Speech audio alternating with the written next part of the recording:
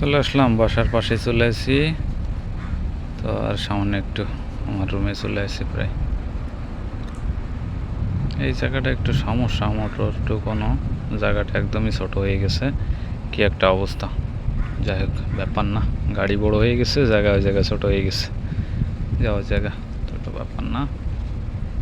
এই দেখো, আগে যা না পিছনে যা, তা নে তুই ঘুরে নে, তারপরে আমি যাই, ব্যাপার না। বাসার পার্কিং তো, আমার বাসার পার্কিং পাশে ক্যাপিটান খাবার হোটেল, সোজা গেলেই সামনে আমার বাসা।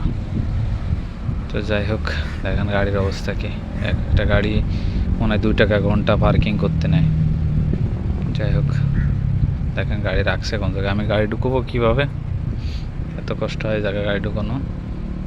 যাই হোক, এই জায়গায় পার্কিং করি, চেয়ারটা রাখারও জায়গা পায় না, দেখেন চেয়ারের অবস্থা কি। এটা পার্কিং করি প্রতিদিন, চেয়ারটা রাখছে এইভাবে, মারি দিলাম এক ঠেলা, যা কপালে আছে। তো ব্যাপার না।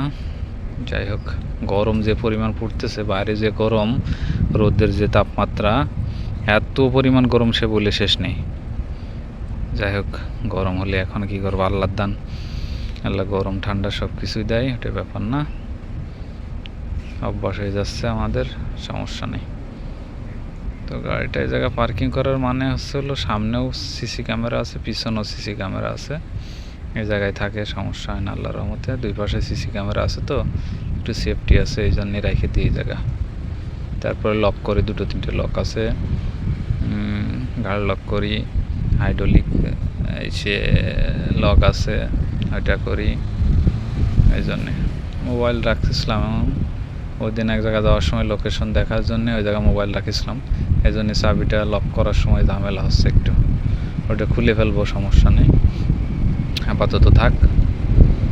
তো রুমে আসলাম, গরমে যে তাপমাত্রা, এখন যাব একটু রেস্ট করে গোসল টোসল করবো, তা নাহলে জীবন শেষ। জ্যাকেট পরে টরে, গ্লোভ হাতে মাতে নিয়ে, সমস্যা এত কিছু নিয়ে গরমের ভিতরে শু পায়ে দিয়ে একটু কষ্ট হয়ে যায় গরমে যে তাপমাত্রা। আর বাইরে না পায়ে দিয়ে কী করে, রোদের ভিতরে যেতে হলে তো পায়ে দিয়ে লাগবে, না পায়ে দিলেও কষ্ট।